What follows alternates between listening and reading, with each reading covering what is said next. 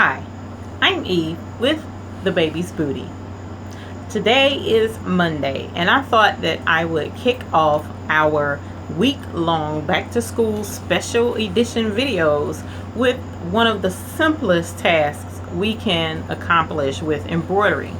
Now, unfortunately, this particular task is not suited for the 4x4 machine. And I've gotten so many requests to have something done on the Brother machine, the new 6-needle machine, that I decided we're going to go ahead and start with the first video on the big 6-needle Brother machine. Now, that's not to say that I don't have videos coming up for the 4x4 machine, but I have been having so much fun with the fast frames that came with this machine that I really am looking forward to doing a video to show you guys exactly how awesome those fast frames are. So stay tuned and we'll get started with our first project on our Brother PR655e.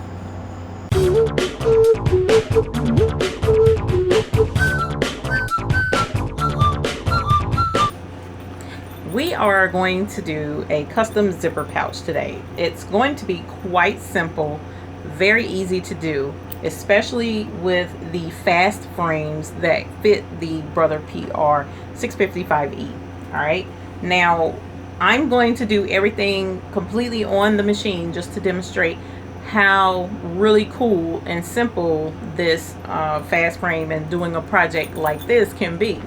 So the first thing we want to do is measure to center where we're going to put the design on the pouch. Side to side, I am showing that this pouch is almost 12 inches. So what we're going to do is cheat a little bit and bump this down to where the pouch is centered and similarly close to 12 inches. All right. So we know with it being 12 inches that the center of 12 inches is 6. So of course right now my pencil wants to elude me. So I'm going to use a pen. Oh my goodness. And I'm going to put a pin right there where 6 inches is. So now up and down, what I'm going to do is measure, and it's right at 6 inches from here to here. So we know that the center line from top to bottom is a 3. So I'm going to take a pin and I'm going to put it right here at the 3. So essentially where this pin and this pin intersect is where the middle of our crosshair for the center of this pouch is going to be. Now let's open up the pouch, and what we're going to do is pretty much slide this opening over the handle that comes out right here. The fast frame has a frame that attaches to the frame that comes with this machine. It slides up in there and clicks in, and it has these many different frames of different sizes that hook into the machine, and it's quite convenient. It actually is. It took me a minute to get used to it because I'm so used to hooping everything, but it's actually really cool how it works. So what we will do is take this frame and we're going to slide it in the pouch. Now this pin is the center, and that's pretty much what I'm aiming for. Not really so much this line down here going across, but the up and down for this frame is what I'm aiming for. So I'm going to slide this down in there, and I'm going to try to get that as close to that pin, that center line that I have marked. I've marked the centers on the sides, the bottom, and the top. So I'm trying to get it lined up with this top center mark as close as possible. And what I'm going to do is bump it up a little bit so that I can make sure that that zipper also is even with the bottom of the end part of this frame.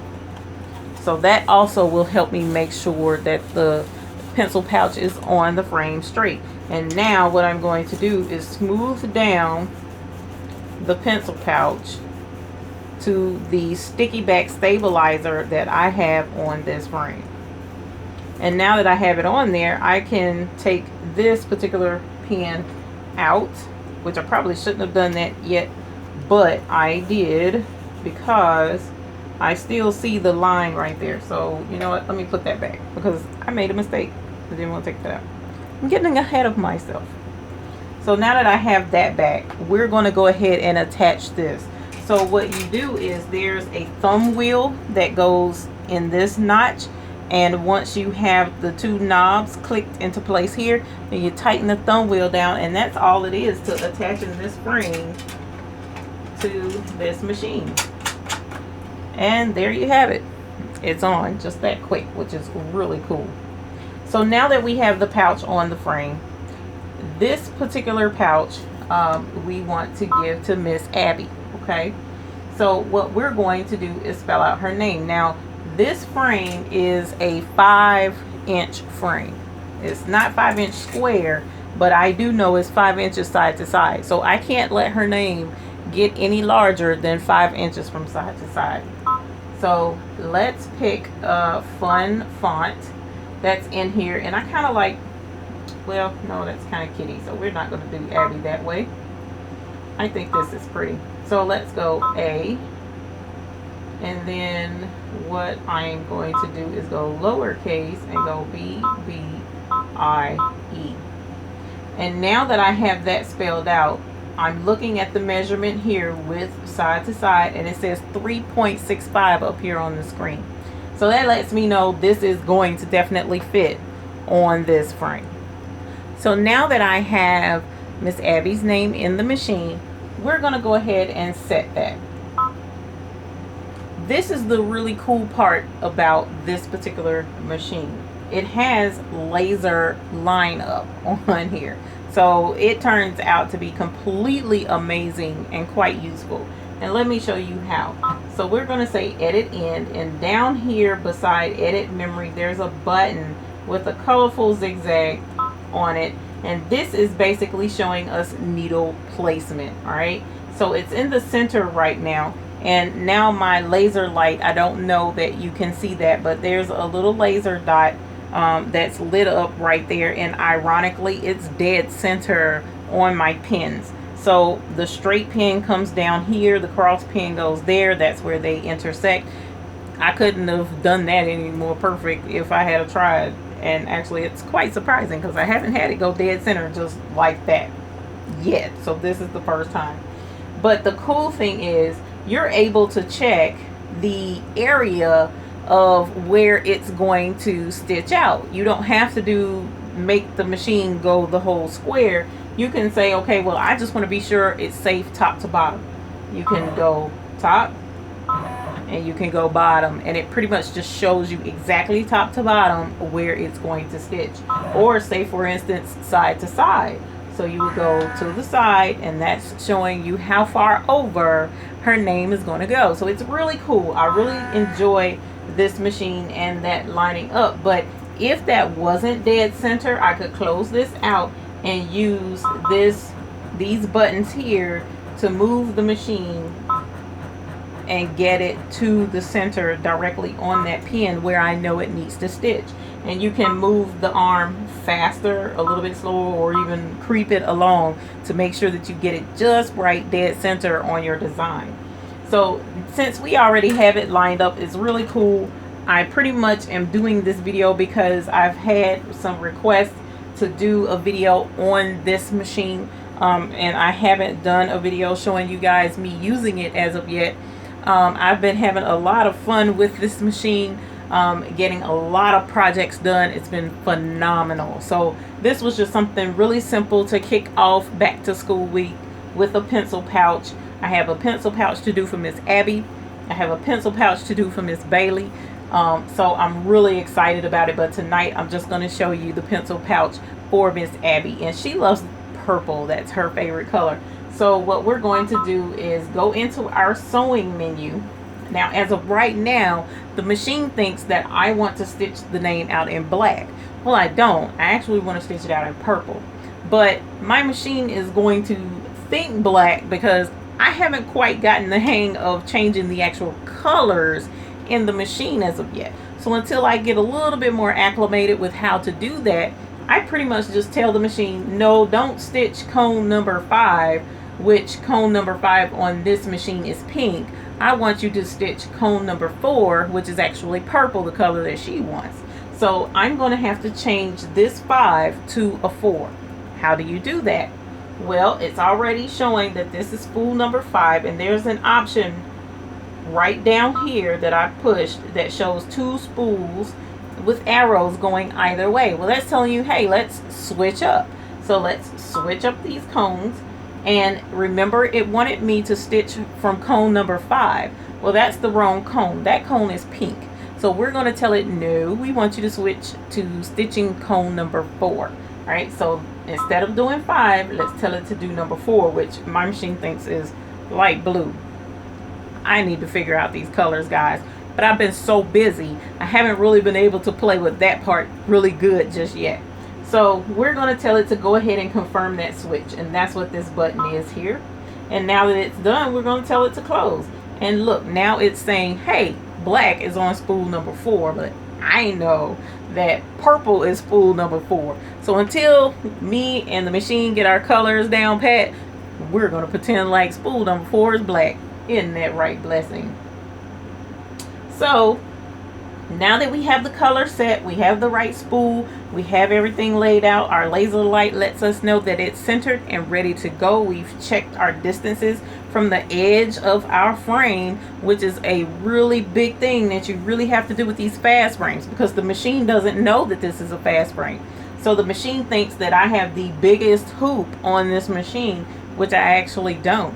So that's the downside to having an aftermarket hoop set on the machine. But if you remember your measurements and if you follow the instructions on how to line everything up, and you double check your pattern that you're embroidering on your item and make sure that it's not too big for the hoop size. Remember, I told you it's 5 inches. So because I know that, I knew my little friend's name was going to fit perfectly on this pencil pouch, and it wasn't going to, the needle wasn't going to hit the edge of this frame and damage my needle, which I did one time, and one time was all it took. I'm not doing that again. So let's go back into it, and what we'll do is lock the machine down and hit green for go.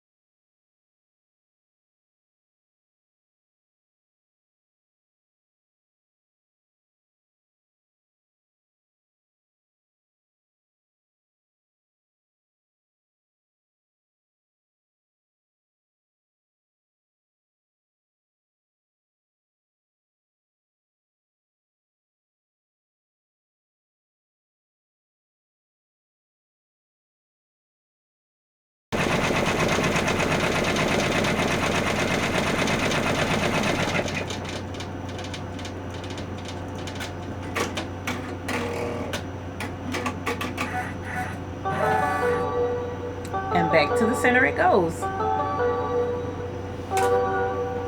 And it's letting me know it's done sewing. So now we just loosen the thumb screw in the back.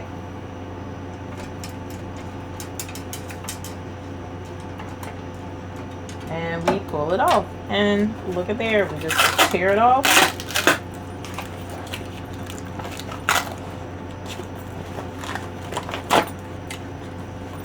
And now Miss Abby has a really cool pencil pouch, perfectly centered and ready for school. How cool is this? So I'm going to send this off to Miss Abby after I get her pencil pouch as well as her sister Bailey's pencil pouch done. Now I want to point out that I did find some really good sticky stabilizer. One of the things that I've seen a lot of people complain about with these fast frames is the residue that's left behind on the back of these frames. Well, I've never really been a fan of sticky stabilizer because the glue that's on it would gum up my needles and cause problems on my 4x4 machine. But this stabilizer has been phenomenal. Now, my good friend down at Lee's Creative Sewing and Vacuum in Charlotte, North Carolina on Ray Road, they supplied a big, huge roll of this commercial sticky back stabilizer. And I'll leave a link below where you can get in touch with them and see about ordering it and have it sent to you. But meanwhile, let me show you. Peels right off. Not one drop of residue on my fast frames. I love this stuff. It is amazing to me. And I haven't had any issues out of it with these fast frames, nor have I had residue left on my little 4x4 plastic frames that go to the smaller Brother machine. So give these guys a try with this stabilizer. I am in love with it. It only comes in a big large roll that I'm remembering correct, if I'm remembering correctly. But I'll definitely like I said, leave a link and you can give them a call, and it lasts a long time because I'm using multiple size frames. Now if all I was using was the big jumbo frame on a regular basis, then I'm pretty sure that stabilizer wouldn't last quite as long. But I don't use this quite that frequently, so I actually enjoy my fast frames so much that the majority of the projects I do now are with the fast frames on this machine. When I'm using this machine, I do still use my small 4x4 machine, and I do use the sticky back stabilizer with my small hoops quite a bit now. So it's really cool, the changes that I've been able to experience just by adding a new machine to the inventory of the baby's booty. Well, I appreciate you guys tuning in, and as I mentioned, I apologize that this is strictly a large machine video. However, there was a couple of little tidbits in there, like the sticky back stabilizer for the 4x4 machine, as well as just letting you guys see what all I've been able to get accomplished with the machine, and just how cool it is if you were able to take the leap and go ahead and get the Brother Entrepreneur 6-needle machine. I definitely would encourage it. It's been a lot of fun. Not quite as scary as I thought it would be once I got it in here. So I have a really more in-depth detailed review of it coming up. It will be after the back to school special week. So for right now, I just really wanted to get this video out and the other back to school videos out, and then once we get past this week, then we'll get right back into doing our daily day-to-day type videos. And like this one, we'll have a review coming up really soon. So thank you guys very much for joining me tonight. And of course, as we always want for all of you, even the ones that are going back to school, happy embroidering. Thanks, and have a good night.